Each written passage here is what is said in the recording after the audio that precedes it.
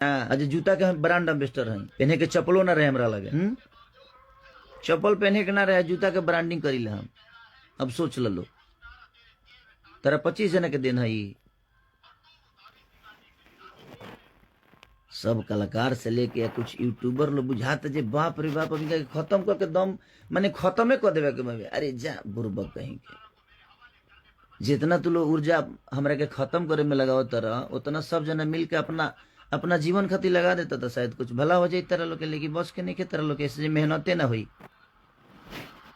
मेहनत हुई तब नू ना हुई। मेहनत करे के पड़ेला, लोग के प्यार पावे खातिर, आशीर्वादों लेवे खातिर झुके के पड़ेला।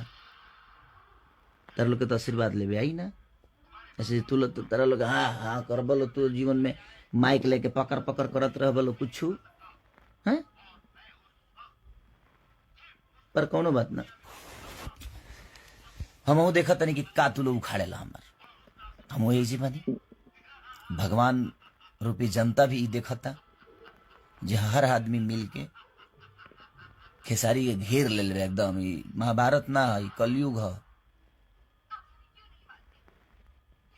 अभिमन्यु बुझत रहो ना, हम अभिमन्यु ना है। चक्र हमारा हाथ में चक्र है, जनता के चक्र। अब जबले चक्र हमारा हाथ में बना, लोगन के प्यार हमारा हाथ में बा, हमारा सर पर बा, हमारा पीठ पर बा, तब तक ले तरलो से का उखड़ी तू लो जानता रही। जनता कि तू आज ले हमारे का उखड़ ले बड़ा, हमारे के कहाँ से उखड़ ले बड़ा, कैसे उखड़ ले बड़ा। तो ठीक बा, देख लेता नहीं कि तू लोग कतना उखड़बा, हमारा के कैसे उखड़बा, कहाँ कहाँ उखड़बा। तू लो देखा, मैं देखा तनी उतने कतना तरह लोग के लोग प्यार करे वाला। अरे महतारी पैदा की है गाली सुनने के लिए नहीं भाई। आप बेहतर करिए, कोई गलत कर रहा है तो उसको सलीनता से उसका जवाब दीजिए। जीवन भर खातिर नहीं खे बाबू।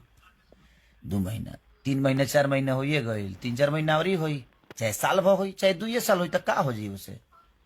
हम उखड़ब नहीं खे संभव।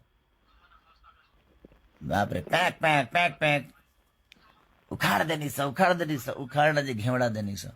तर लोग बस के बनी हम उखाड़े के 25-30 जना के बस के। सब जना तू मिल जीव ना, तब वो कुछ नहीं के उखड़े वाला। ऐसे हमारा ऊपर जनता रूपी आशीर्वाद और प्यार है, जनता भगवान स्वरूपी जनता के प्यार बा हमरा पर। तो तारा लोग के बस के बनी हम। तू लोग अपने को अपने आप के बनाइए लो ना, क्योंकि बिगाड़े के सोचा तारा, अपने आप के बनाइए के देखा लो। और तू लोग कोशिश कर लो भाई। Love you. आपके कोशिश भगवान करे कि उस कोशिश में 4 चांद लगे।